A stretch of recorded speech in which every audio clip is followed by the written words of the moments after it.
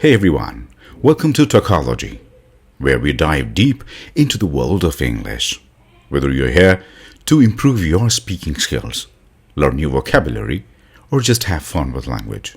My name is Kumar Ravish, and I bring you conversational videos, tips and tricks, and challenges to help you become more confident and fluent in English.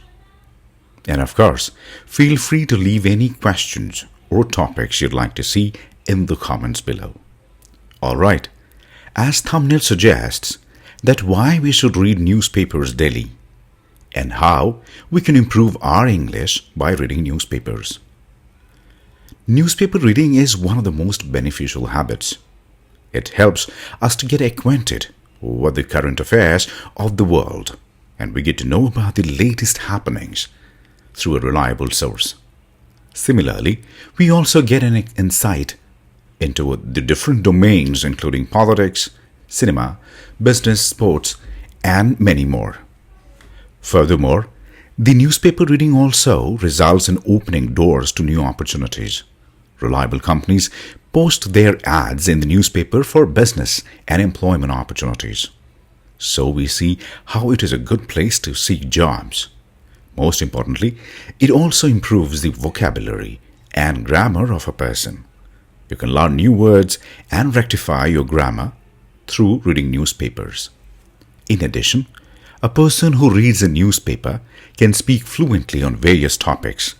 They can socialize better as they are well aware of most common topics. Today, I'm going to read the newspaper out loud for you, and I would like you to assess my pronunciation, intonation, fluency, and so on and so forth. And at the end of the video, I'll go over the vocabulary, explaining their meanings and proper usage. Those who are already familiar with the meanings can provide one sentence explanation for each in the comments below. Alright, without any further ado, let's get started. So this is the editorial from The Hindu. And the title goes China, India and New Delhi's Quad Dilemma. In the September this year, the Prime Minister Narendra Modi visited the United States to attend yet another meeting of the Quad nations, Australia, India, Japan and the US. This turned out to be possibly the most significant meeting of the Quad to date, during which the quartet seemed to firm up what may be viewed as a security alliance. The Wilmington Declaration did not mention any country, least of all China by name, but left nothing to the imagination that it was aimed at the containment of China across the entire Indo-Pacific. Despite the absence of any reference to a formal mutual defense declaration, it was obvious that the four maritime democracies had a single objective: to checkmate China. The state of India-China ties. The message from the Wilmington Declaration has certain overriding implications for India and India's security.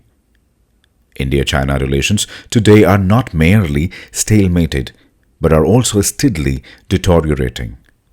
In the northern border regions, the stalemate in the Galwan region continues despite some soothing statement by India's military and civilian leaders.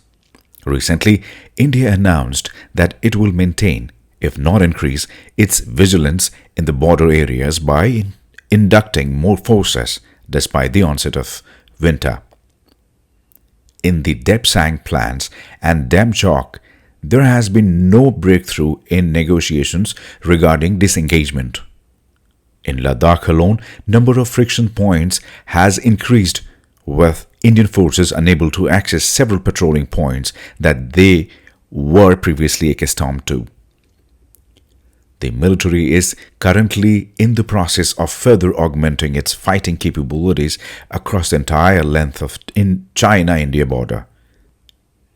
It is inducting new long-range firearms and heavy artillery and has begun to deploy howitzers, missiles, rocket systems and loitering munitions. While the Indian Army Chief has characterized the current situation along the line of actual control as stable and sensitive, he has also stated that the Indian Army forces are operational and fully prepared to deal with any contingency. While strengthening its border capabilities, China appears unfazed by India's moves, confident that given its defense budget, it can thwart any new Indian initiative. China's arrogance, misplaced or otherwise, is legendary. It is again true that China greatly depends on the element of surprise to achieve the best results for itself. Hence, while it may look unfazed at this time by India acquiring new alliance partner from the West, China is unlikely to take such situation lightly. Dealing with China is never a zero-sum game.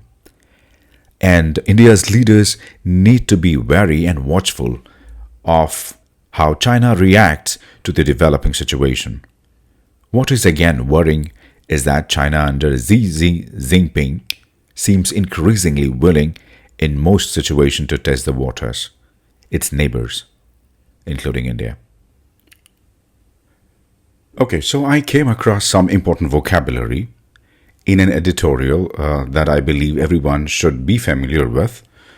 Here the meaning of each word with example sentences. Number 1 is declaration, a formal statement or announcement. The government made a public declaration of a national emergency. Number 2, I found implication. It means a possible effect or a result of an action or decision. If we make a sentence like the new law has serious implication for small business. Number 3, I found stalemated a couple times in the script, which it says a situation where no progress can be made or deadlocked. The peace talks became stalemated after both sides refused to compromise. And then fourth number is deteriorating. That means becoming progressively worse. The patient's condition is rapidly deteriorating, causing concern among doctors. So number 5 comes negotiation, which is a discussion that is aimed at reaching an agreement. Like after weeks of negotiation, the two countries signed a trade deal.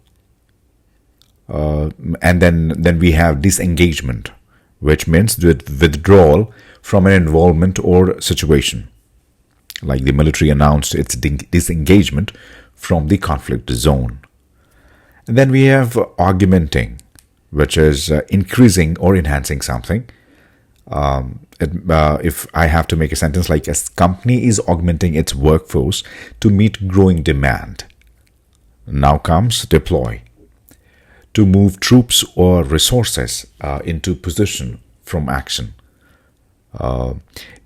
Like deploying is when you deploy army along the border to prevent any incursions, any fight. Then we have loitering, number 9. That means standing or waiting around without apparent purpose. Like police warned the teenagers to stop loitering near the store. And then we have got the 10th one, which is contingency. It means future event or circumstance that is possible but not certain.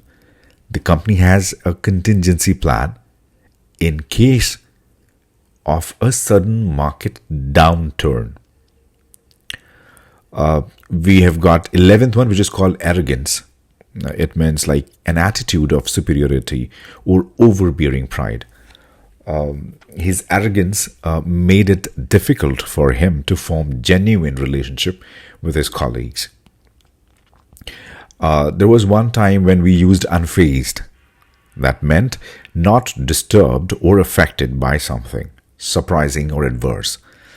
She remained unfazed by the criticism and continued with her work.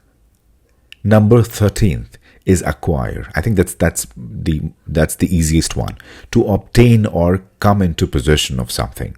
He worked hard to acquire the skills needed for the job. So that brings to an end of the session. Hope to see you again. Until then, bye and take care.